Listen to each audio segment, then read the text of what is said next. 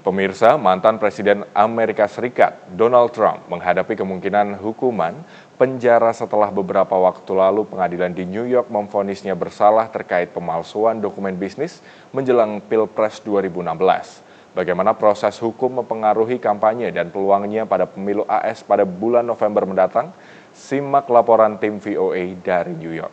Informasi ini sekaligus menutup perjumpaan kita di hari ini. Saksikan terus USM News hanya di USM TV. Saya Pandu Chandra dan seluruh kru yang bertugas pamit undur diri. Terima kasih. Wassalamualaikum warahmatullahi wabarakatuh. Donald Trump akhirnya dinyatakan bersalah atas dakwaan memalsukan dokumen bisnis sebagai bagian persengkongkolan untuk sembunyikan informasi yang dapat merugikannya jelang pemilu tahun 2016 lalu. Vonis yang datang di tengah kampanye presiden kali ini menimbulkan pertanyaan yang masih belum terjawab.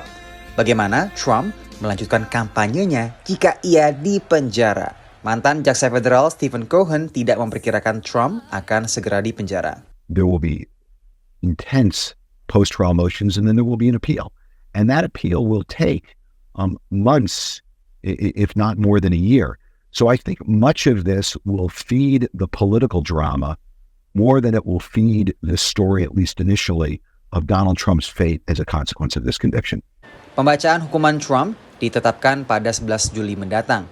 Pakar hukum mengatakan lamanya hukuman penjara kemungkinan besar akan jauh lebih ringan dibandingkan dengan hukuman maksimal 20 tahun. Given his age, given his lack of criminal history, and given that the result here it really speaks for itself, that he's actually not looking at a lot of punishment, very significant punishment. Namun pakar lain merujuk pada hukuman penjara yang telah dijalani oleh mantan pengacara pribadi Trump, Michael Cohen, sebagai preseden bagi hukuman Trump. It's very rare for an underling in a conspiracy to get jail time and the kingpin not.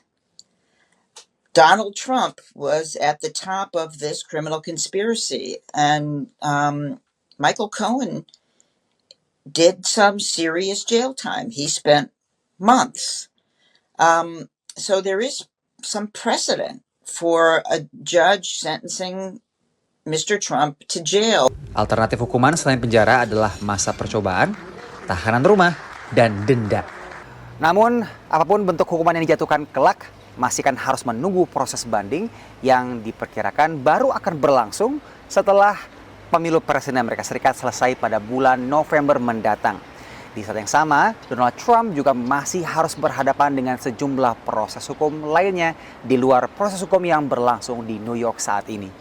Apapun hukuman yang dijatuhkan pada Juli mendatang bisa mempengaruhi hukuman untuk 3 kasus pidana lainnya terhadap Trump yang masih menunggu keputusan. The fact of this conviction here, if it's still on the books, would result in a potential higher prison sentence in those future cases. So it does have a consequence because he will now, unlike a week ago, have a criminal record, and criminal records are taken into account in meting out punishment. Sementara, dari dakwaan federal dan negara bagian lainnya yang dihadapi Trump, persidangan di Florida atas tuduhan kesalahan penanganan dokumen rahasia masih tertunda.